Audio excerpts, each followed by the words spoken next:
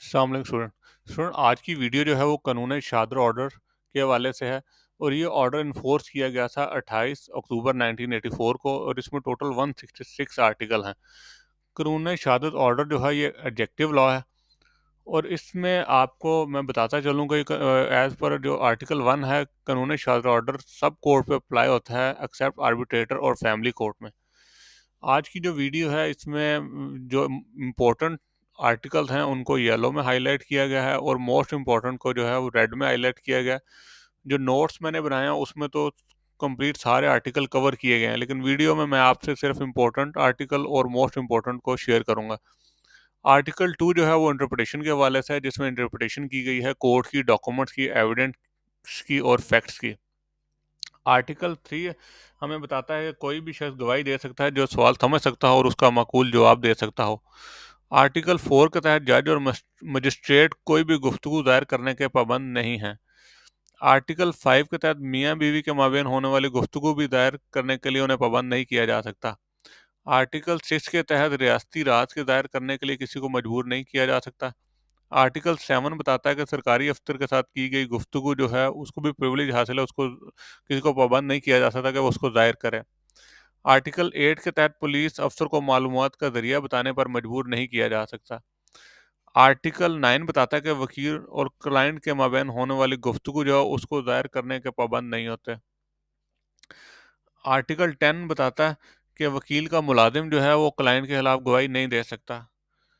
Next article 12 बताता है कि क्लाइंट अपने वकील के खिलाफ गवाही नहीं दे सकता। आर्टिकल 15 के तहत गवाह से ऐसा सवाल नहीं किया जा सकता कि जिसका जवाब देने से वो खुद मुजरिम बन जाए। आर्टिकल 16 जो है वो कंप्लेंट्स के हवाले से है कि जो भी शरीक मुजरिम होता है किसी जुर्म में वो गवाही दे सकता है। आर्टिकल 17 मोस्ट इंपॉर्टेंट है, जो कि कॉम्पिटेंसी और नंबर ऑफ विटनेस के हवाले से है। इसके मुताबिक कोई भी दो मेल मुस्लिम जो हैं वो गवाही देंगे हदूद केसेस में। सिविल केसेस में दो मेल गवाही देंगे, अगर कोई फाइनेंशियल केसेस हैं तो उसमें दो मेल गवाही देंगे, या साथ एक मेल और दो फीमेल गवाही देंगी। और क्रिमिनल केसेस में कोई भी एक गवाही दे सकता है, वो चाहे मेल हो या कोई फीमेल हो।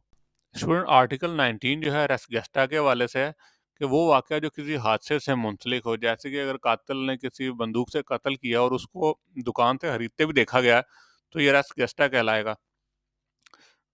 नेक्स्ट आर्टिकल 22 जो है ये आइडेंटिफिकेशन परेड के हवाले से है। अब हम आएंगे आर्टिकल 31 में। आर्टिकल 31 के तहत कोई एक मुल्ज़िम अगर जुर्म का एतराफ़ करता है तो उसका एडमिशन बाकी सब पर भी लागू होगा। आर्टिकल 35 ये बताता है कि आपको ओरल एविडेंस को डॉक्यूमेंट से भी प्रूफ करना पड़ेगा। आर्टिकल 37 के तहत अगर कोई डरा कर, वादा कर कर या लालच देकर कोई जुल्म कबूल कराया गया हो तो उसकी कोई कानूनी हैसियत नहीं है। आर्टिकल 38 के तहत अगर पुलिस के सामने अगर कोई इतराफ़ी जुर्म करता है तो उसकी भी कोई कानूनी हैसियत नहीं है। आर्टिकल 39 के तहत अगर पुलिस की हिरासत में अगर कोई जुर्म का इतराफ़ किया जाता है तो उसकी भी कोई कानूनी हैसियत नहीं है। और आर्टिकल 41 बताता है अगर कोई इतराफ़ी जुर्म किया जाता है जिसमें ना तो डर शामिल है, ना ही कोई लालच दिया गया है, तो वो एडमिसिबल है। नेक्स्ट हम आएँगे आर्टिकल 41 पे। आर्टिकल 41 और आर्टिकल 44 पे एक्यूज के बयान पे क्रॉस एग्जामिन भी किया जाएगा। आर्टिकल 45 मोस्ट इंपॉर्टेंट है, जो कि स्टोपल के हवाले से। स्टोपल से मुराद है कि कोई बयान देकर उससे मुकरा नहीं जा सकता, और स्टोपल की टोटल 7 काइंड्स हैं। आर्टिकल 46 जो है वो डाइंग डिक्लेरेशन और एक्सपर्ट ओपिनियन के हवाले से है। आर्टिकल 49 बताता है जो पब्लिक रिकॉर्ड जो है वो रेलिवेंट एविडेंस है। आर्टिकल 50 के तहत जो भी चार्ट होगा, कोई नक्शे होंगे, वो सब भी रेलिवेंट एविडेंस है। आर्टिकल 54 और 55 मोस्ट इंपॉर्टेंट है। आर्टिकल 54 जो है रेस्ट सब्जुडिस के हवाले से, अगर किसी अदालत में कोई केस चल रहा हो तो वो उसी नौयत का किसी दूसरी अदालत में केस नहीं चलाया जा सकता।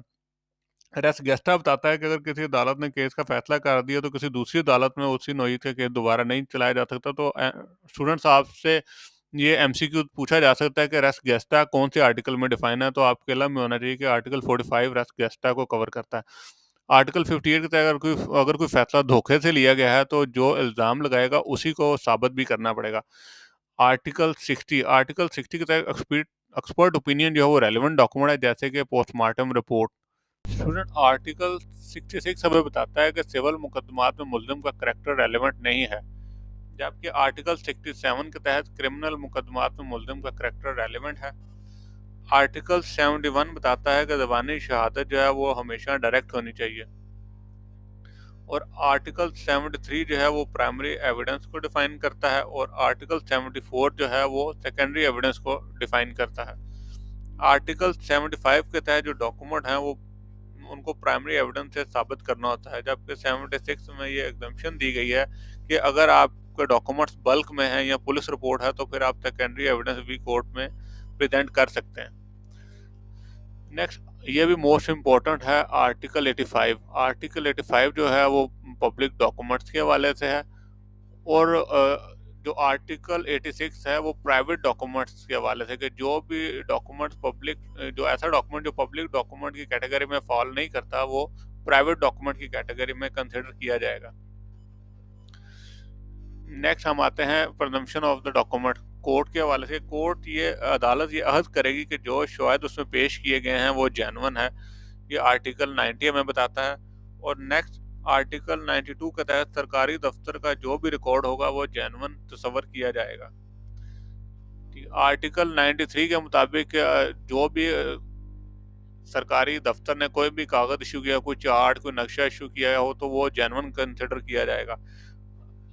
आर्टिकल 100 के मुताबिक अगर कोई दस्तावेज 30 साल पुरानी है तो और अदालत में पेश की जाती हैं असल दस्तावेज, तो अदालत ये प्रिज्यूम कर सकती है कि ये जो कागज हैं ये 30 साल पुराने हैं। और 101 के तहत अगर कोई दस्तावेज सर्टिफाइड कॉपी है तो अदालत ये प्रिज्यूम करेगी कि ये दस्तावेज 30 साल पुराने हैं। नेक्स्ट हम आएंगे आर्टिकल 114। आर्टिकल 114 जैसे मैंने आपसे पहले बताया कि स्टोपल के हवाले से, क्योंकि अगर कोई बयान देता है तो उससे मुकर नहीं सकता। तो इसकी छोटी सी मिसाल मैं आपसे शेयर करूंगा कि अगर कोई शख्स किसी दूसरे शख्स से मोटरसाइकिल खरीदना चाह रहा है और वो पैसे उसके ज़बरदस्ती उसके हाथ में पकड़ा देता है और फरोख्त करने मौके पर उस पर मना नहीं करता, तो इसके तहत बाद में वो अपने सौदे से मुकर नहीं कर सकता। आर्टिकल 118 के तहत जिसने दावा दायर किया हो बर्डन ऑफ प्रूफ भी उसी पे होता है। आर्टिकल 128 मोस्ट इम्पोर्टेंट है, लेजिटिमेसी ऑफ चाइल्ड के हवाले से है कि जो भी बच्चा शादी के 6 माह के बाद पैदा होगा या ऐसा बच्चा जो तलाक के 2 साल के बाद 2 साल के अंदर अंदर पैदा होगा गैर शादीशुदा माँ के, हाँ, तो वो लेजिटिमेट चाइल्ड कंसिडर किया जाएगा। आर्टिकल 132 जो है एग्जामिनेशन इन चीफ के हवाले से है कि जो पार्टी गवाह को लेके आती है एग्जामिनर इन चीफ उसी का हक होता है। आर्टिकल 133 जो है वो ऑर्डर ऑफ एग्जामिनेशन है कि सबसे पहले एग्जामिनेशन चीफ होगा, देन क्रॉस एग्जामिन होगा और सबसे लास्ट में री एग्जामिन किया जाएगा। आर्टिकल 135 के तहत विटनेस के करैक्टर को क्रॉस एग्जामिन या री एग्जामिन किया जाएगा। आर्टिकल 137 के तहत लीडिंग क्वेश्चन एग्जामिनेशन चीफ के मौके पर नहीं किया जा सकता। आर्टिकल 138 के मुताबिक लीडिंग क्वेश्चन क्रॉस एग्जामिनेशन के वक्त किया जाएगा।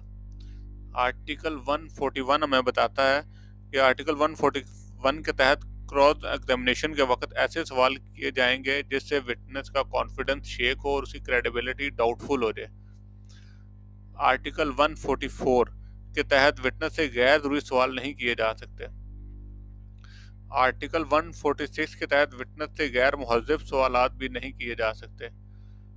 आर्टिकल 148 के तहत विटनेस से इंसल्टिंग क्वेश्चन भी नहीं पूछे जा सकते। आर्टिकल 150 के तहत जिसने गवाह को पेश किया हो वो लीडिंग क्वेश्चन नहीं कर सकता विटनेस से। आर्टिकल 155 के तहत रिफ्रेशिंग मेमोरी के लिए भी विटनेस दरखास्त दे सकता है अदालत को। आर्टिकल 161 के तहत जज के पास इख्तियार है कि वो कोई भी सवाल कर सकता है। आर्टिकल 163 के तहत ओथ की बिना पे अदालत अपना फैसला दे सकती है।